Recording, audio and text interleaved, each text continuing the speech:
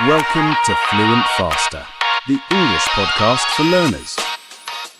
Hey everyone, welcome back to FluentFaster. I'm Emma. And I'm Daniel. Today we're tackling a question I hear all the time. How can I learn English if I'm too busy? Yes, it's a big one. People tell us I have a full-time job, a family, hobbies, and sometimes I just want to rest. How do I fit English in? Exactly. And here's the thing. You don't need 5 hours a day. What you need is a smart, realistic approach. So, in the next 2 hours, we'll share real strategies for learning English even when your schedule feels impossible. Let's start with the obvious. Why do people feel they don't have time? Well, some genuinely have packed schedules, but often it's also about perception. We overestimate how much time things take. Right. People think, I need 1 hour for English. And if they don't have a free hour, they skip it completely. Exactly. But if you change your mindset to, I can do something in 5 minutes, you'll realize you have dozens of opportunities every day. Okay, let's talk about stealing time back. What's your first tip, Emma? Number 1, combine English with existing habits. If you drink coffee in the morning, listen to a 5-minute English podcast. Yes, I do that in the shower. I put my phone in a safe spot, press play on an English YouTube video, and just let my brain absorb it. Number 2, set micro goals.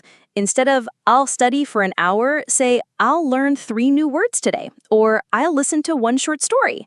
Let's give people a list of quick activities they can do in under 5 minutes. Read 1 English tweet and reply in English. Watch a short video with subtitles. Write today's to-do list in English. Describe your breakfast out loud in English. Translate your grocery list into English. And here's my favorite, voice notes to yourself. I recorded 30-second summary of my day in English just to keep speaking. Dead time is magic for language learning.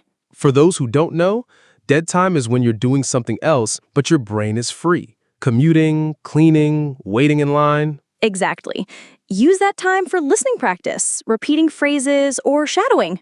Shadowing is when you listen to a native speaker and repeat immediately, matching their speed and tone. It's great for busy people. Daniel, what do you think is better, short daily practice or long weekend sessions? Daily without question. 10 minutes every day beats 2 hours once a week. Consistency trains your brain. Right. And short sessions are less intimidating. You're more likely to actually do them. Let's give people some real examples for different lifestyles. Okay. For a busy parent, morning coffee, listen to English news, 5 minutes. Lunch break. Write 1 short text in English, 3 minutes.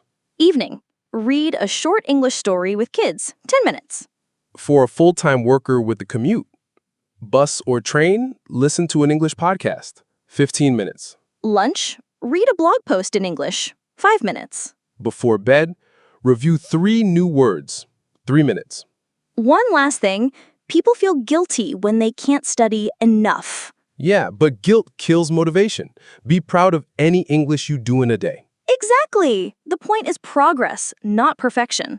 And if you miss a day, just come back the next. No drama. So, to sum up, learning English when you're busy is about finding small moments, using them well, and doing it every day. Exactly. 5 minutes here, 3 minutes there. It adds up. We'd love to hear your tips. How do you fit English into your busy day? Leave a comment. And remember, even busy people can become fluent faster. See you next time. Bye.